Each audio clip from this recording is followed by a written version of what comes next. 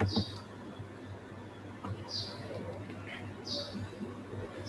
today we are going to study the topic on job evaluation.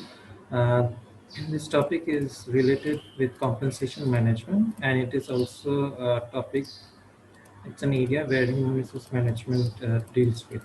So in the previous topic, we have read about job analysis. We know that through job analysis, we understand the duties and responsibilities of the job and the qualifications and the experience that is required to do the job. So in this topic, we are going to study how the job analysis results are used to do job evaluation. And by doing job evaluation, the organization decides about the value of the job. And based on the relative value of the job, the organization sets the compensation of the employees. So the job analysis, job evaluation results can also be used to determine the internal structure of the organization by looking at the relative value of the job. So job evaluation and the internal structure can be done using a job-based approach or a person-based approach. So we are going to talk about the job-based approach. That means first doing job analysis, then doing job evaluation, and then deciding the job structure of the organization.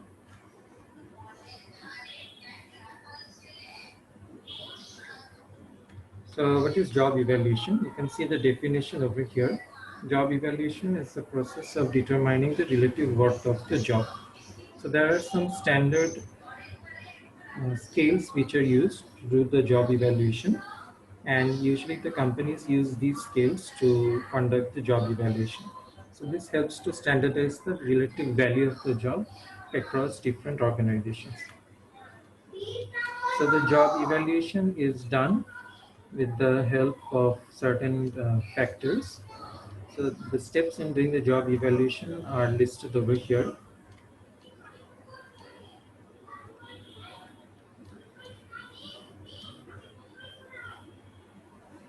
So before we go to the steps, let us look at the decisions of doing the decisions required to do the job evaluation.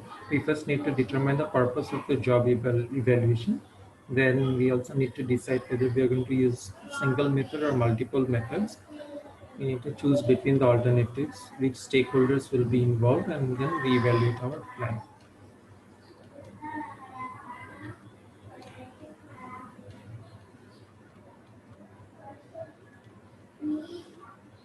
So these are the benchmark jobs. We use the benchmark jobs in doing the job evaluation. The highlighted ones are the benchmark jobs. So what are benchmark jobs? These are standard jobs which are present across the companies in the industry.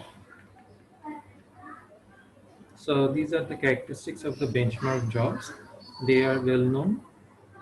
They have same type of responsibilities across different employers, and a good number of people work in these jobs.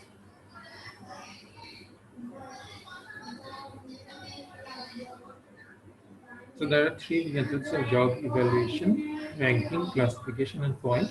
Ranking means we measure the relative value of the jobs, and then we rank the jobs against one another. In classification, we classify the jobs into different categories, different groups, and in the point method, we calculate the relative value of the jobs, and then we assign points to those jobs.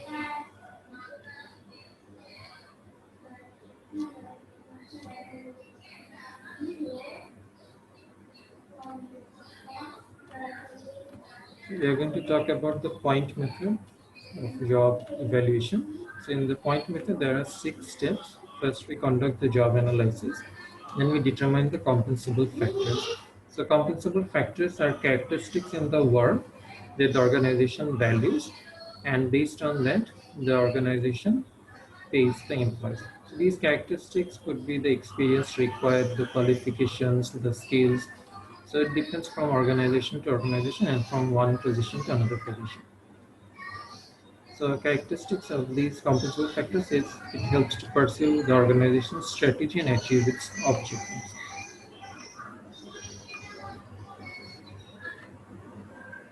After determining the compensable factors,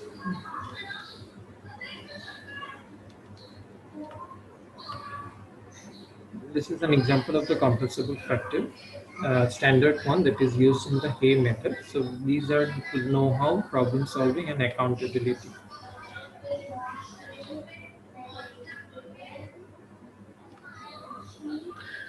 Then we scale the factors. So for example, the problem solving, if we scale that, what would be the scale of measurement? So we can use a scale of 1 to 5. So someone might have a 1, someone might need a 2, someone might need 3. So these are the different levels of the problem solving skills. So it's about the job, not about the person who is doing the job. So for each level, we have some definition.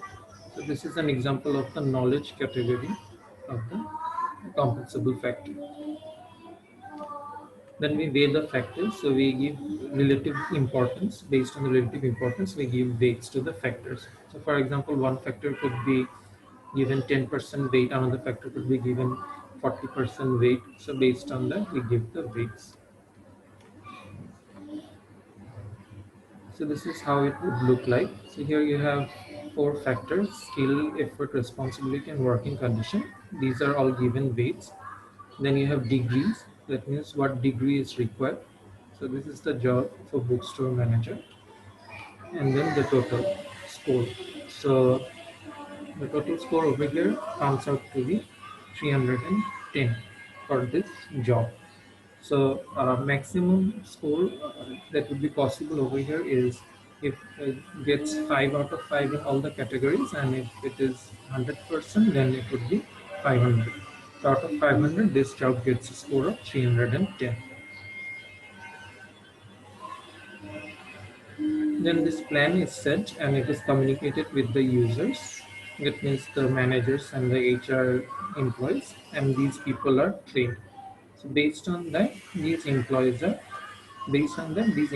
then use the plan to do the job evaluation of other jobs in the organization. So these are then applied to the non-benchmark jobs. So remember, we saw the benchmark jobs and the non-benchmark jobs at the beginning. So these are then applied to the non-benchmark jobs. So gradually, this is used for all the jobs in the organization, and ultimately, job evaluation point, as we have seen over here, is calculated for all the jobs. So this 310 is the job evaluation point for this job.